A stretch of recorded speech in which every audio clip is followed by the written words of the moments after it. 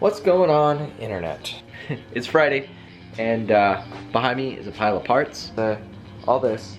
So fluids, this is sinker mesh and oil, tie rod end locks, alternator, door lock mechanism and associated parts, yada yada yada. All that has to go in tonight. This car should be rolling under its own power or driving under its own power tonight by the end of the night. One of the things that I forgot to say in the last videos is we did put new spark plugs in it.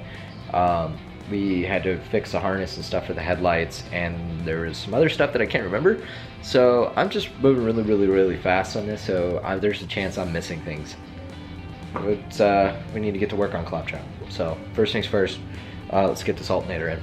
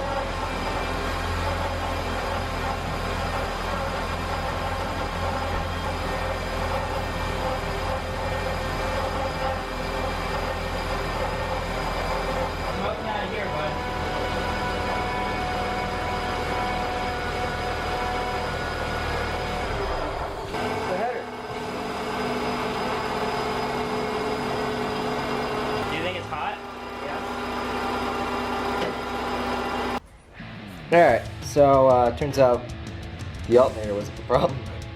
It was the headers. So $200 money well spent, I guess. A not problem. So I'm gonna put the header guard back on.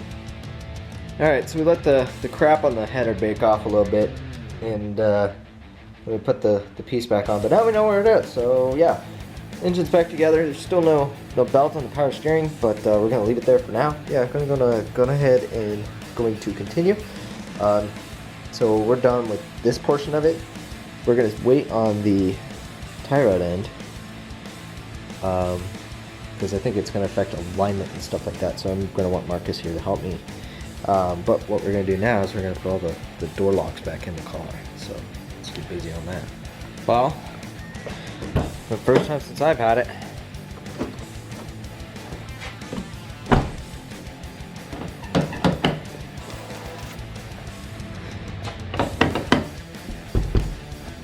It's secure.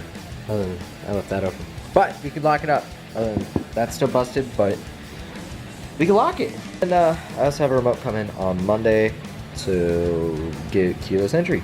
It's a whole different car. It's insane. So this is good. All this is good from what I could tell.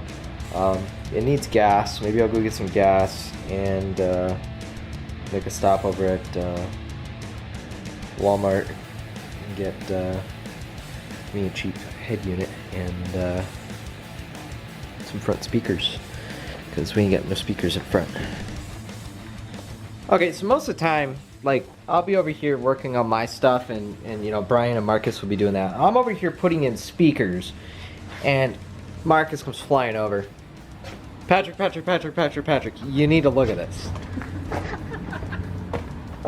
That's so fresh. What size wheel is this? 18. This is an 18, and it's like a quarter of the way tucked into the fender. And it's static. And it's Yes. Wait. You got it, we got to It's back it in. static. We got to put those Yeah, things back in there. Well, yeah, it's not gonna stay like that yet. Why? Oh, because everything inside is rubbing? No, it's actually not bad. It's just I don't want to blow up my brand new BC coiling. Alright, let's get it back there. Okay, so how are you supposed to run that without blowing up your brand new BC coil? You don't run it. You don't. So you're not gonna do this? Not as bad. We're gonna cage it. We can actually if we make like an inner cage for it, like move everything up. Looks good though. It does. Looks so good. But this is something out of a cartoon. It's so low, dude. Like, I've never seen an E36 this low. No, ever. no.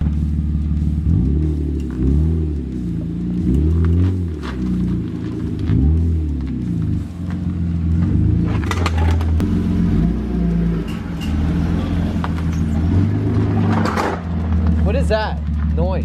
That's his car dragging on the ground. So that's just the body? Straight Like- right there. That? That's just body of the car? Yeah. Yeah, that's him rubbing. This is where I'm at. We're sitting here. We got the mechanical side of things pretty solid over here. Still need to do the tie rod end, but that'll be tomorrow sometime. This motor mount down here, it's got me all kinds of confused because I don't know what to do now.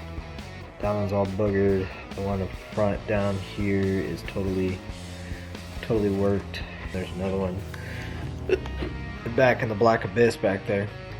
All three of those are pretty smoked, and for me to replace all those would be like another $150. I got to order some cheap ones, and we'll just have to deal with it on Monday.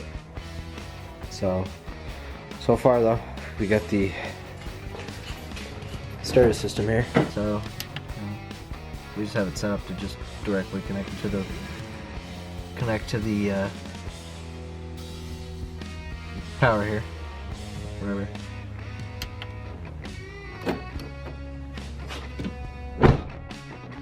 There you go.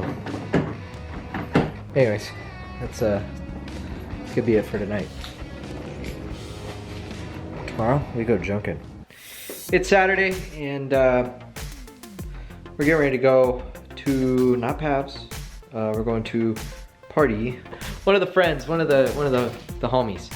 It's her birthday, so we're gonna go say what's up. We're gonna hang out, whatever. I've been doing some work today, and part of that includes going to junkyards and everything. And I think it really, seeing what I see right now, really kind of changes the game in terms of what Claptrap is. There you go. So, a couple things. I ended up finding this VTech cover. I just didn't like the seeing the harness and everything there. So, I don't know if it actually is VTech. I mean, it is a D17A. But whether or not that means it has VTech or not, I don't know. We got Claptrap's nose. Oops. I'm trying not to break it off here. Did an oil change on it today, so the oil's now more or less good. We need to do a trans flush and check the bolts on that, but that'll be later. And then we put the new tie rod in. In there. Yeah, so new tie rod in. It's missing, right now the car's missing a bolt, which is the only reason why I'm not taking it to go get emissions and everything like that. The suspension has like the shock, and then the hub bolts to the shock. And the only thing that's keeping those two things in line this way is 2 bolts, and the passenger side only has 1. Tomorrow, hopefully, cross fingers crossed, we get that bolt. Whether I have to go to an Ace Hardware, yank one out here, go to an Ace Hardware and get a duplicate, or we go to a junkyard, pull one. These are our options. We're almost completely sorted out with Claptrap in terms of drivability and like not gonna kill us status, and that's really what we're going for here. Outside of that, not much else. Like, we don't really care too much about the luxuries and stuff like that. Like, I really wanted a stereo just because I like listening to music. I keep going to junkyards and checking for parts and seeing what we can find. Outside of that, that's about it. Alright, so it's Sunday, and I really don't want to drive all the way across town just to get a bolt. And there's a hardware store not even a mile from me. I woke up with a brilliant idea to get this stupid bolt off, because the bolt I'm trying to get off, I'm having some struggles with. But I got it. I think I got it.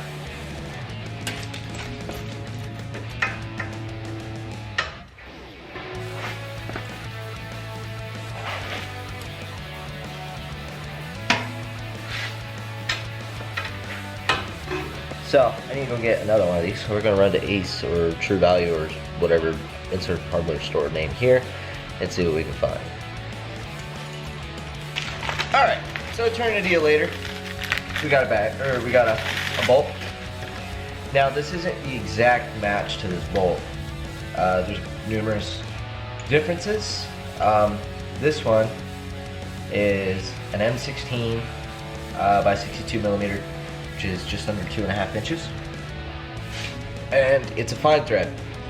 This is true Honda, right? And then this one is a coarse thread. Don't ask me the pitch, because I don't know. Coarse thread, 5/8,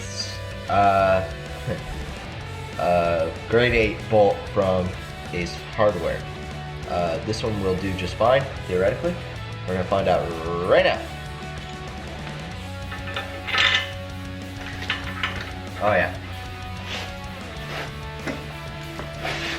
Alright. I think that's gonna be good enough for us. Alright. The suspension bolt has been fixed, which means the only thing left to do that I'm aware of, transmission fluid.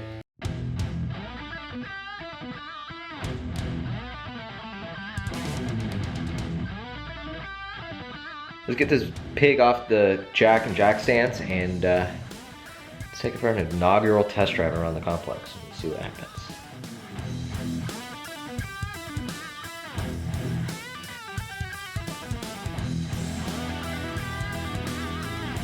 We took Claptrap out for a walk, and one of the things I think I have an issue with is, first I was missing the relay for the coolant temp fans and all that junk. The second thing is I think my ECT switch is dead. So what we're trying to figure out is why the fan isn't kicking on, but if you pull your thing and use one of these jumper clips, and I believe you might have to give it, I forget, I think you have to have a key on. Yes, key on. Kind of dumb because you want it to cool off while you were parked, but key on, that's happy, right? So, with that being said, the relay works, the switch works, or should work, the fan works, everything's good. So my next thought was, okay, is the switch bad, or is it just not getting up to temperature? So then I started thinking about the placement of this switch, right? So take a good look at the this piece right here. This is the engine coolant temperature switch. This is what triggers the fan, okay? Right here is the coolant housing, okay? I touched it and I was like, oh, that's warm. Oh, that's warm. Cold, very cold. So I started looking up, okay, I wonder, you know, obviously there's a thermostat in here that's gonna open up and let coolant flow through the radiator, right? So my next thought was, what was the sign of a failed thermostat? So I did a little research. They say first thing is once your engine's up to temp, you know, check the hose temp on this. This is almost hot enough to burn me, right? It's really, really warm. And then you refill this one, and that was like cold as it gets. So at this point, there's two conditions that a thermostat would fail. One being stuck open, one being stuck closed, and this one apparently is stuck closed. So it's reaching over half, which I know Hondas are really religious at staying at about half. And after running for a little bit, it should equalize. If not, you got too much heat in the motor, it's not going through the radiator, and regardless of what the fan does, it doesn't do anything to save you. So with that being said, I'm betting money that thermostat is shot, and maybe even the engine coolant temp switch. Let's go get some coolant. Let's go get some the thermostat and the switch, and finish this pig off, get it drivable. Okay, so after fiddling with this thing for another couple hours, basically what I've come down to is this. The ECT switch is still not working. This it's not actually the engine coolant temp sensor, that's this guy up here. This is a fan switch. This is not working still.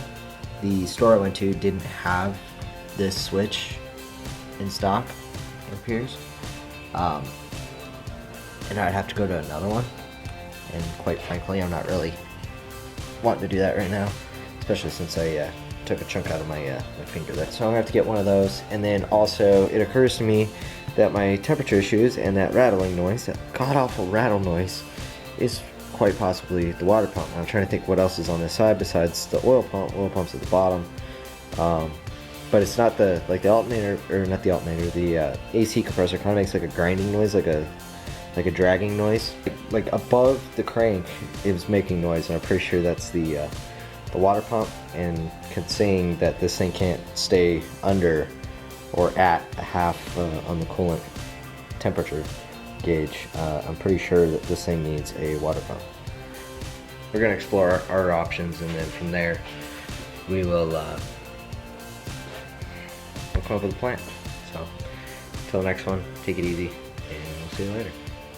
See you guys. I'm a true champion.